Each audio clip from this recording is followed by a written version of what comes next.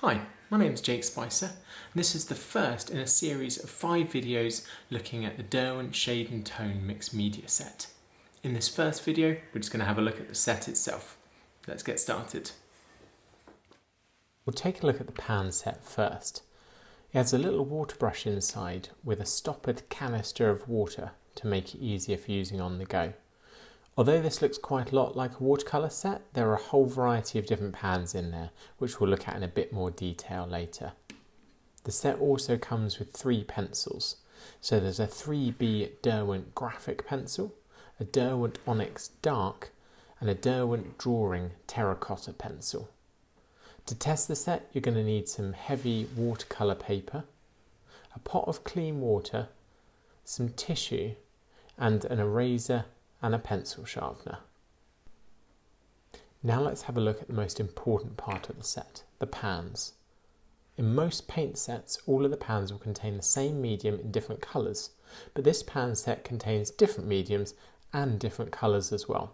So it's really important to get to know how the different media in the pans go down on the page, how they all dry, and once they're dry, how they erase.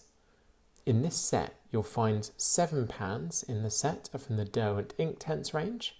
This single grey is from the Pastel Shades range. There are 2 pans from the Graphitint range, and there are 2 from the Tinted Charcoal range. To really get to know all of them, I'd suggest you make yourself a test sheet. To do that, take a sheet of watercolour paper and write the named colours and media of each pan on that sheet, in the order in which they appear in the set. Leave plenty of room for adding test swatches. You're going to make test swatches of wet paint on dry paper and wet paint on wet paper, so you'll need your clean water and tissues to hand. First, I'm going to start with the ink black. I'm going to add a stripe of clean water to the page for the wet in wet test for each one of these experiments. The ink black is from the Inktense range and it lives up to its name. It's dark, it's rich, and it covers really well. I particularly love how it spreads out in the water. Just have a look at it. You might want to play with this even more on a freeform experiment sheet. Next up, we've got the antique white. It goes down like a dilute gouache, but it shows up a bit better on dark paper than it does here. The storm grey from the Pastel Shades range is similarly opaque, although that limits its spread in water. The next grey is one of my favourites, the graphite grey from the Graphitint range. It has a silvery sheen, and while it doesn't cover as densely as the storm grey, it gives us these lovely reticulated shapes in water, spreading out as it dries. Later, we're going to take a look at what happens when you erase dry media on the paper, and it's the graphite grey and other paints in the Graphitint range that are going to erase most readily. Now next up, we have the sepia ink.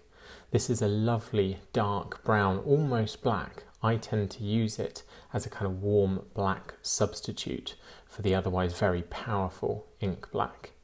It mixes really nicely with the lighter sepia that we're going to come to later. Burnt Earth is the first of the 2 tinted charcoal pans that we'll come to. These are much paler on their page than the Inktense counterparts, but they spread out just as well in water. There's a touch of graininess to them, and you'll notice that as they spread they pick up a lot of texture from the paper. In much the same way, Burnt Embers is a slightly warmer dark grey. You'll notice with both of these tinted charcoal pans that the pans themselves are actually really thirsty and absorb water into them super quickly. You'll notice that as you put water onto that pan, the surface dries out quite a lot, and you might need to load quite a bit more water on top to get a really dense, dark colour.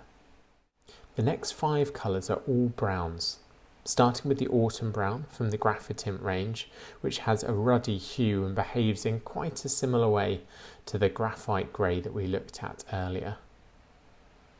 The Sepia Red is an Inktense pan with an earthy brown colour. It mixes really well with the sepia ink, and I've been using the 2 in combination quite a bit. There's a slight kind of blobbiness as it goes down into water that has a lot to do with the amount of pigment in the paint. The Venetian red is a lovely rich red-brown and lays down in a similar way to the other Inktense pans. As you'd imagine, the Sanguine is the reddest of the lot. It's bordering on a desaturated pink, particularly when it's diluted. Finally, the Mars Orange does very much what it says on the tin. It's a light brown with a foxy orange hue, and it goes down into water in a very similar way to all of the other Inktense colours. Now, you're going to need to leave all of these to dry. I've sped up the process a little bit with a hairdryer.